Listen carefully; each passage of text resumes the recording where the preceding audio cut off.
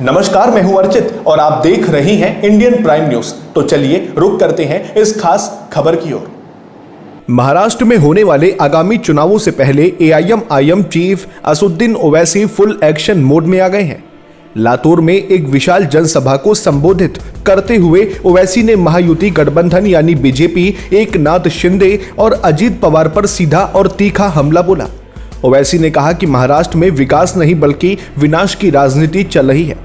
उन्होंने सत्ताधारी दल को ड्रामा कंपनी करार देते हुए कहा कि ये लोग जनता को सिर्फ और सिर्फ गुमराह कर रहे हैं। लेकिन सबसे ज्यादा चर्चा ओवैसी के उस बयान की हो रही है जिसे उनका सबसे बड़ा सियासी दांव माना जा रहा है।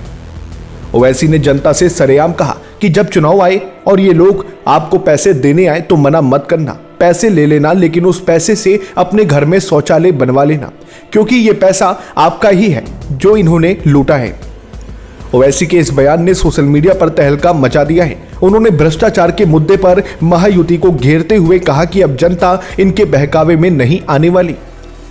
दोस्तों, ओवैसी का असली निशाना सिर्फ लातूर नहीं बल्कि देश की सबसे अमीर महानगर पालिका यानी बीएमसी चुनाव भी है। ओवैसी जानते हैं कि अगर महाराष्ट्र में उन्हें अपने पैठ जमानी है तो मुस्लिम और दलित वोट बैंक को एक साथ लाना होगा। उन्होंने महायुति पर तंज कसते हुए पूछा कि क्या अजीत पवार और शिंदे की अपनी कोई विचारधारा बची है। उन्होंने साफ कहा कि महायुति की आपसी खींचतान ही उनके पतन का कारण बनेगी और इस बार पतंग यानी एआईएमआईएम का चुनाव चिन्ह बहुत ऊंची उड़ान भरेगी। ओवैसी ने केंद्र सरकार और राज्य सरकार को वक्फ बिल के मुद्दे पर भी जमकर खरी खोटी सुनाई। उन्होंने आरोप लगाया कि सरकार अल्पसंख्यकों के हक छीनने की साजिश कर रही है। सभा में मौजूद हजारों की भीड़ के सामने ओवैसी ने महायुति को चुनौती देते हुए कहा कि दम है तो विकास के नाम पर वोट मांग कर दिखाओ, नफरत के नाम पर नहीं।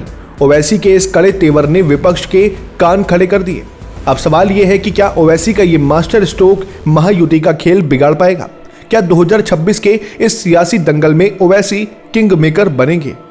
आपको क्या लगता है? हमें नीचे कमेंट बॉक्स में अपनी राय साझा करें।